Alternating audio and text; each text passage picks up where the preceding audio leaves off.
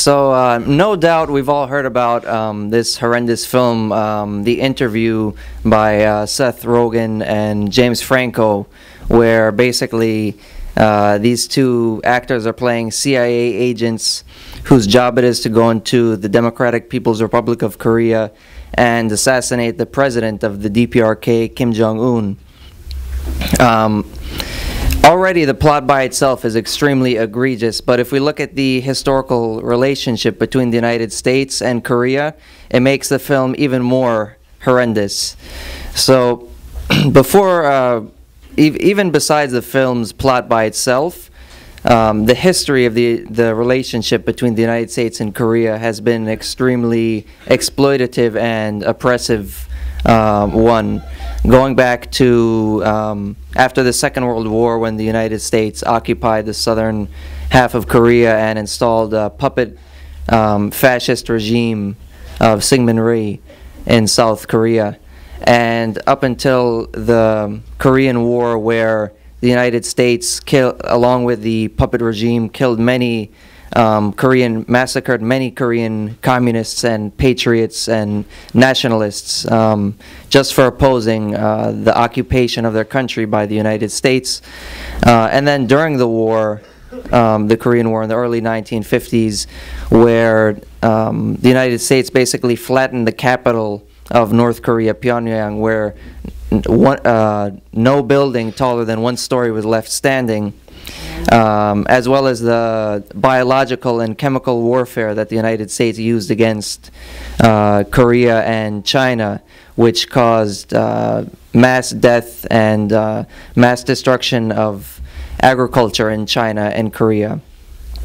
But once the armistice was signed, that wasn't an end of the aggression against Korea by the United States. The United States still occupies the southern half of Korea and routinely gets away with atrocities against the South Korean civilians. Rape is highly common against South Korean civilians carried out by the United States military. But even besides South Korea, the United States has continuously infringed or attempted to infringe on the sovereignty of the DPRK. During the Johnson administration, the United States sent a spy ship into North Korea, the USS Pueblo, and the North Koreans were heroically able to capture the spy ship and the crew, who admitted to their activities, their espionage activities. And since then, the United States has sent in many helicopters and airplanes that the Korean People's Army and Air Force were able to heroically shoot down. But going back to the film, when we look at this film, it's supposed to be a so-called comedy where they're showing the horrendous, brutal murder of the leader of the DPRK. Some people, some actors have said that this is freedom of expression, but this isn't freedom of expression. This is hate speech and a war provocation against not only the people of Korea, but the people of the world. We've seen already in the past decade the United States overthrow the government of Iraq, the government of Libya, and attacked multiple other countries, killing those leaders. So when the United States makes this type of film, it isn't just some abstract idea. It's what the United States government is trying to do and has always been trying to do. So this isn't an issue of this isn't an issue of freedom of speech. This is hate speech and war propaganda. And shortly after this film was released, there's a lot of controversy around the Sony company being hacked. And it turns out many experts in the mainstream have even said that North Korea actually had nothing to do with this hack, but in fact another hackers group who had other grievances with the Sony company for their long history of racism. They made many racist comments. Many of these comments have been leaked by this hacker group.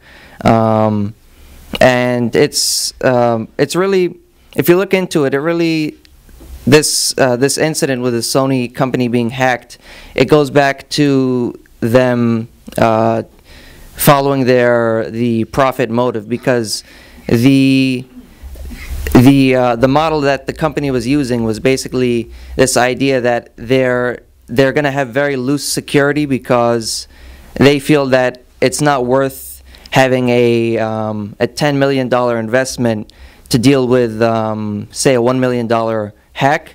So this isn't the first incident where Sony has been hacked. There were incidents in the past where Sony's been hacked. I think in 2011 there was an incident where PlayStation 3, something got hacked and some games were leaked or something like this. And there have been multiple hacks against Sony.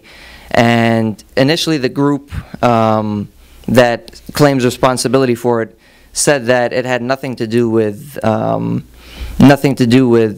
film, but had to do with a long history of racist comments and firing of employees that worked for Sony. But nonetheless, the mainstream media has tried to tie this to the North Korean government and is trying to use this as a pretext to increase further to try and further isolate the Democratic People's Republic of Korea.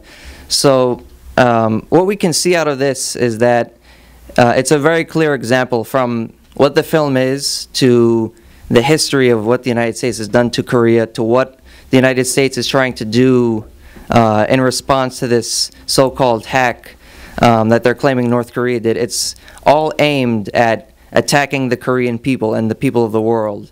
So we have to be aware of this and educate others, and, you know, as always, not be fooled by the mainstream media who's constantly selling us war propaganda. Thank you. One of the things I failed to mention that I think I really should mention is that you know, there's a lot of types of slander against the DPRK, and one of the things that's always very important to point out is the high level of international solidarity that North Korea has sent to not only the countries of the third world fighting for national liberation, but for even the Black Panthers in the United States. A number of Black Panthers went to the Democratic People's Republic of Korea and wrote about Kim Il-sung and the Korean Revolution, and took certain lessons away from the Korean Revolution. And on top of that, Korea has sent solidarity to Vietnam. They've sent, I believe it was a wing of fighter planes to fight the U.S. Military and Air Force there. They sent arms and training to various revolutionary movements in Africa and Zimbabwe and Mozambique, I believe.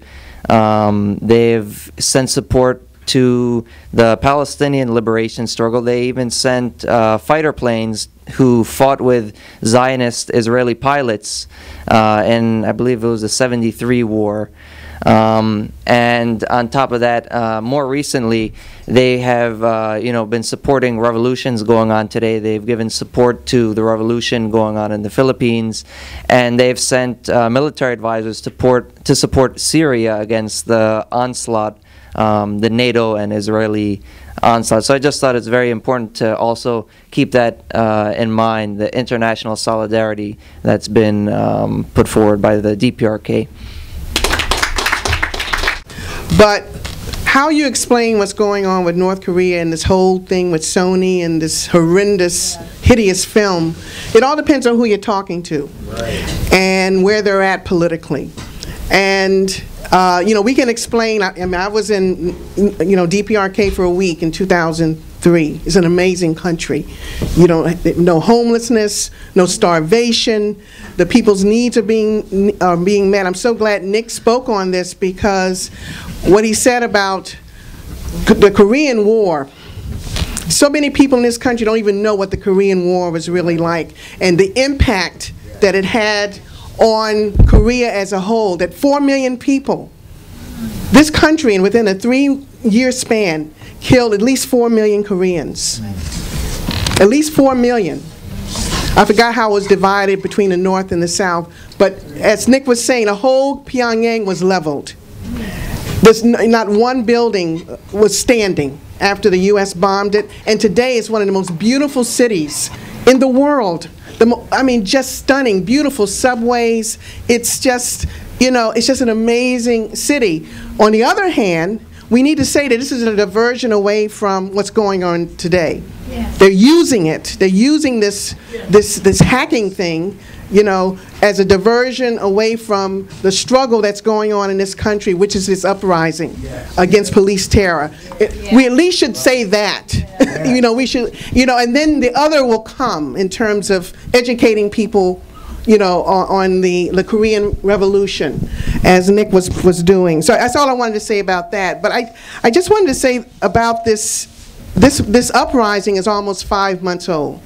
January 10th would mark the 5th anniversary of this uprising, which started in Ferguson on August 10th, the day after Michael Brown was murdered. And these black youth who have led this rebellion from day one, exposing the racist militarization of the police, and, you know, for the whole world to see. And now going into its 5th month, you know, it just really shows that the longer that a struggle is being maintained, the more open people are to new ideas. Yeah. That's what's happening. You know, when I'm glad Theresa talked about her experiences in terms of coming into the party. I didn't come into the party because of the women's question or the LGBT question. That was not where my consciousness was at. I was attracted to struggle because of the Black Panther Party. That's why I came into the struggle.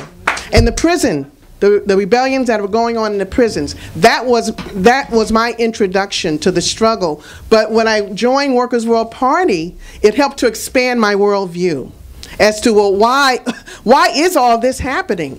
You know, why are some people on top and a lot of people are on the bottom?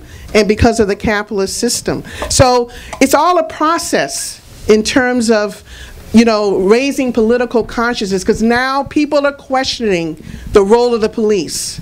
They're questioning it. Even when you see black cops coming out and saying, or former cops saying, yes, I face racism in the police force. My goodness, that, you know, that's a revelation for a lot of people who've never, you know, heard of this. So the struggle is opening up everything, especially social media. So we need to be patient with people who are coming around, who are new to activism, or as this brother was saying here in terms of, you know, I thought I knew a lot, but coming to meetings like this, I realized that there's a whole world out there that, you know, I didn't even realize what was going on, and people are going to start connecting the dots. And it's through this struggle.